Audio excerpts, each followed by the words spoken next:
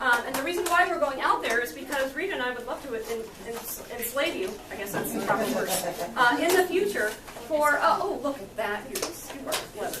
She's got the little broken egg. Look.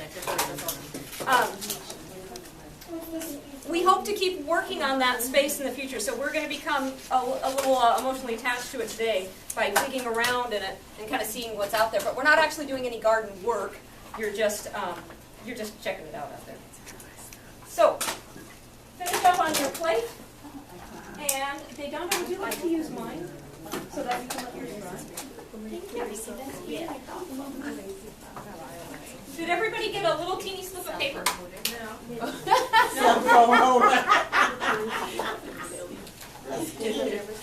This is your what you're scavenging. Look at what you came up with. Oh, no, hold that up. This is a great idea. Look at this. We got a little pocket. You can add a pocket. So you can really expand on this idea. Okay, do we have anybody else who needs to still finish? We've got some more stapling going on here. Do we have enough staples? We're good, fine. And you could probably use hot glue, I would guess, too.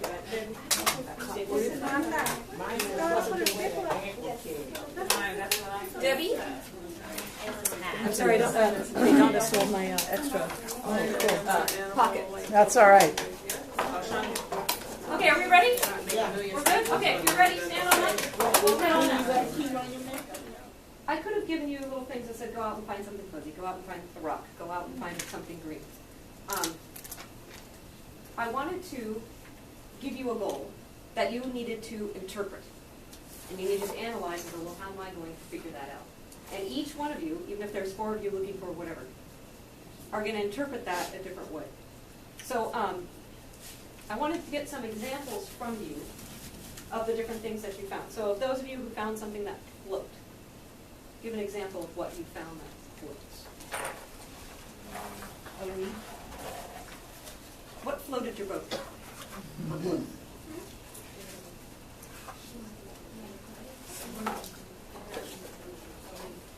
A leaf. There you go. Hold it. A stick.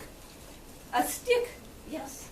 Especially a lightweight one. That almost looks like a piece of hay or something, doesn't it? A little piece of bamboo? All right. We got a nice dry leaf, too. Ooh, a feather. Cool. How about for those of you who had to find items that an animal could build a home with? So, Nikki, tell us about... This was their deluxe home. So, they just kind of wait till the branches fall, and then they just come and hide under there. The beach house. The beach house. Yeah. They have to save up. It looks like it's got some insulation in there, too. It's not just the palm. You've got some, For some those stuff, hot, kind of sunny stuff in days. there. All right. Other stuff an animal could build a home with? Yeah. I know. Especially if they got a bunch together. It's a that fan. scratcher too, and a fan. Those are some tools. We're going to be talking about tools, so that's really important. Something an ant could carry. Yeah. That is there we go, a little teeny, nice teeny flower. We need about 10 ants to carry that one. That's the other one. A fun little hike that I do quite a bit, and we'll probably do this together at some point, is I give everybody a penny, and you have to find things that fit in your penny. And again, talk about not having to go very far to find stuff. It's a great one to do with your kids. The kids, I think it's actually funner to do with adults, because as adults, we don't necessarily get down and look at little things. And kids are, be like, oh, sure, penny. And we, to them, that's The norm. the norm. Yes, for us, it's not quite the norm. Items you could use as a tool. Sticks. So what are you going to do with that stick? I can dig in the ground. You can dig in the ground? And plant seeds. I was gonna write with my stick.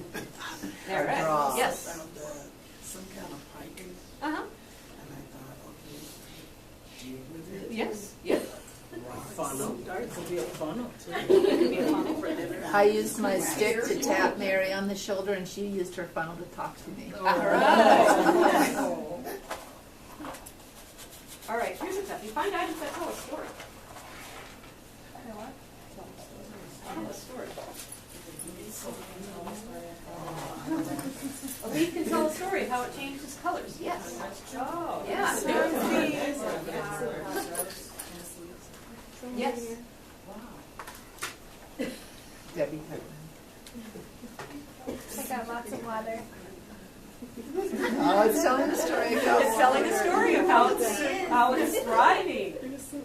Yeah. Magali, what's yours? You have a seed. What's the story? And what story would it It grows into a beautiful tree, flower, and then it dries and Seeds are pretty amazing. It's got, we talked about how, how hot it is over the summer here. Our ground can actually get to 180 degrees. And for a plant to survive, often they can't survive at 180 degrees, but the seed can survive. So some plants will die. That's just part of the whole cycle. Ooh, I'm sorry. And if their seed survives, then the plant has survived, even though that individual plant hasn't survived. Yeah, important stuff around here. An item you've never seen before. What did you find? I don't know what it is, but Now tell me what it is. I keep trying to get Martha. Martha. Okay. I think I don't know what it is. We don't even know what it is because you've never seen it before. So this is going to lead me into this. That was kind of a toughie. Find something you've never seen before and find something that tells a story. Let's go back to this word wall. While I was out there, I was noticing the different things that you were doing. In one of the resources I brought, the Lens on Outdoor Learning, all those words are standards, and the idea is they're a lot like the state standards that we have. So you're going to see all those things come up. This is all things that kids typically do while they're outside, adults typically do while we're outside as well. But they apply to the state standards that we have. So curiosity. I didn't see that right away. I did see a lot of initiative. About half of you were like, got right to it. Started picking things up, even before we got out to the area. Others of you were a little less confident, kind of hanging back. What do I do? I don't know how to do it. But you built up your confidence. So confidence is another part of those standards that we have. Risk-taking. Some of you, and I noticed Debbie especially, see, when I got outside, I wanted to just charge right over to that pollinator garden. Debbie took us along on the path.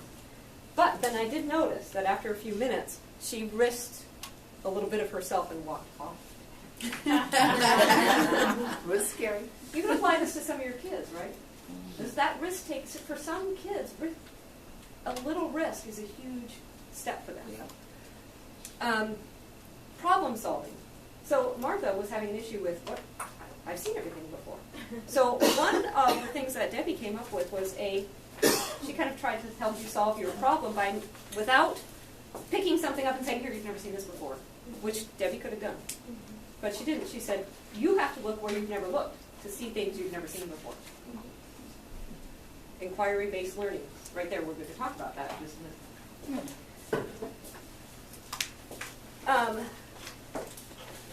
So some confidence. I've heard some people say this is hard, but they started getting into it. Engagement. What I really noticed too, let's see, I don't know if this was Martha or not, but somebody stuck their hand in one of those yuccas. Thankfully, yuccas don't have too many spines all over them. Some risk-takers as well. But engagement, what's going on in this group? As a group, some of you wanted to work alone. I noticed that I think a couple of you had, one was asking the other, what did you get? None of your business. You see that? And other people are like, what are you about? Let's work together. I don't know what to do. So there's a little bit of engagement socially, and there's also that engagement with nature as well. Now that we're back in here, we're doing another one of these standards. We're reflecting on what we've collected. Your kids will do this too. You can bring them all back in and let's look at what we've done. Well, once they're out on the table, you've got the beginning of some science going on here. We're going to move into the STEM, which is science, technology, engineering, and math.